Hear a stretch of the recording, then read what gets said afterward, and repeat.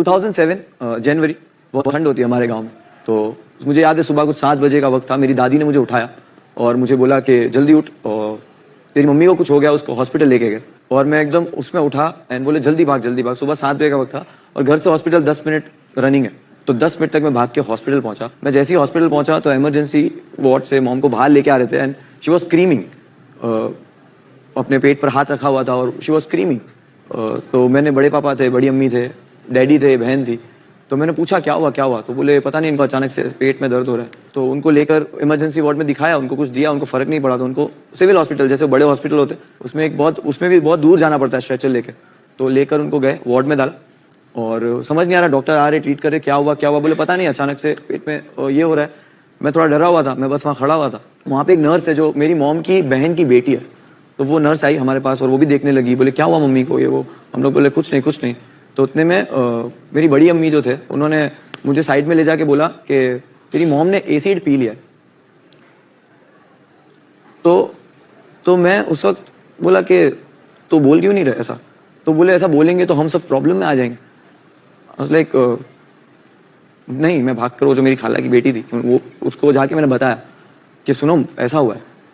तो she was very shocked. She was like कि ये पहले क्यों नहीं बताया, उसका ट्रीटमेंट होता है तुरंत, वो दूध दिया, कुछ चीजें होती है। तो जैसे ही पता चला उनको डाला ऑब्जर्वेशन में, फटाफट सारे डॉक्टर्स आए, ये आए वो आए। ये सुबह 7 बजे से लेकर दोपहर में 2 बजे तक चल रहा था। 2 बजे तक जुम्मा का दिन था। I remember I am holding her hand. सब लोग जमा हो गए थे, बहुत सारे लोग, पूरा मोहल्ला था हॉस्पिटल के बाहर। बट मुझे पता नहीं था कि क्या होने वाला है। आई वाज वेरी ओके कि अभी हो जाएंगे ठीक, अभी ठीक हो जाएंगे। वो एक मूवमेंट आया जिसमें डॉक्टर ने आपस में बात करी। मैं देख रहा था उनको और उन्होंने बोला कि तू हाथ छोड़ दे। तो मैं बोला हाथ क्यों छोड़ू। तो बोले हाथ छोड़ दे। मेरे को जबरदस्ती हाथ छुड़वाया, तब मुझे पता चला कि उनकी डेथ हो गई है। मुझे वहां से लेकर निकाला। आज भी मुझे ऐसा लगता है कि अगर मैं जाग रहा होता या उस दिन जब मैं रोज मेरी अम्मी के पास सोता था, उस रात में जस्ट बिकॉज मुहर्रम थी और कुछ फेस्टिवल टाइप था, तो मैं नीचे दादी के पास सो गया था। तो अगर मैं वहां होता और जल्दी पहुंचता तो वो चीज बच सकती थी। द सेम टाइम मैंने रियलाइज किया कि डॉक्टर पोस्टमार्टम में बोले कि इस औरत ने 7-8 दिन से खाना नहीं खाया और ये उनके पेट में कुछ नहीं है, उनका पूरा सब बॉडी का सिस्टम बहुत बुरे लेवल पे है। तब जाके सब चीजें रियलाइज हो रही थी कि एक 22 साल का एक मैरिज लाइफ उनका बिल्कुल खुश नहीं था। पूरी लाइफ, पूरा बचपन मैंने अपनी माँ को मार खाते हुए देखा, या पूरा बचपन मैंने अपने घर में सिर्फ झगड़े देखे। और उसके दौरान हम इतने छोटे थे कि मॉम, वो जो यहाँ पे जो टास्क आते हैं ना, वो चक्री वाला, पापड़ वाला, वो सब मेरे को मेरी मॉम की इसलिए याद दिलाते क्योंकि मेरी मॉम घर चलाती थी ये सब करके। डैड अपनी ही दुनिया में थे मस्त, वो अपना ही सब करते थे। तो आई रिमेम्बर वो चक्री बनाना मेरे को इसके लिए आता है क्योंकि मैं बनाता था। पापड़ बनाते थे, वो हम बेचने जाते थे। तो ये मॉम करती थी और डैड का लाइफ एकदम अलग ही था। डैड दादी सबका अलग था। उनको उतना इज्जत कभी नहीं मिली उस घर में। मॉम को ऐसी लाइफ वो जी रही थी।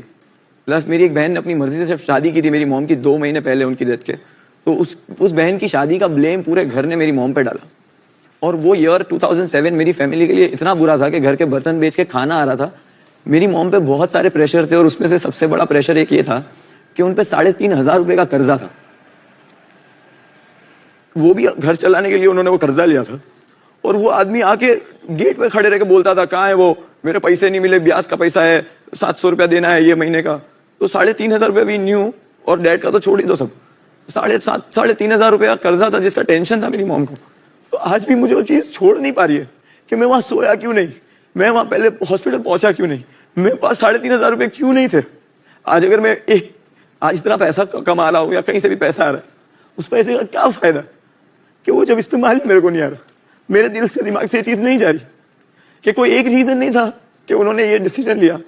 पूरा मोहल्ला हॉस्पिटल के बाहर इसलिए खड़ा था क्योंकि जब कोई बीमार भी होता था तो मेरी अम्मी फ्रूट लेके उनके घर जाती थी। वो सोचते थे कि ये क्यों आई फ्रूट लेके। तो मेरी मॉम ऐसी थी कि जो हॉस्पिटल में भी थे तो पूरा मोहल्ला हॉस्पिटल आके खड़ा था। She was very good lady, she was very strong, very strong. There wasn't one reason, बहुत सारे रीजन थे जिसकी वजह से उन्होंने वो डिसीजन लिया। एंड आई फील कि मैंने पूछा क्यों नहीं उनको। जब मुझे याद आता है कि 2-3 दिन से वो चुप चुप बैठे रहते थे तो मैंने एक भी बार उनसे पूछा क्यों। तो I think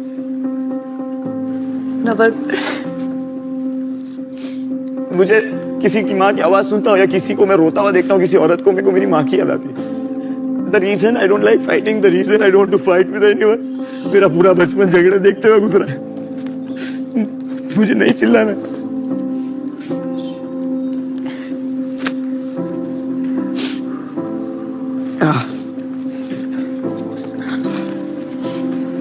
Munawar, this is a place where you have shared your story और आपने अपनी कहानी बता के बहुत सारे लोगों के ऐसे ही न जाने कितने जख्मों को हील किया होगा, क्योंकि हम सब देखते आए हैं पेरेंटल प्रॉब्लम्स जो भी रहती है वो सब फेस करते हैं, but nothing can fulfil a parents loss, और खासकर मदर का जो लॉस है। I will not tell you कि हाँ you know it's okay and this and that, it is not okay.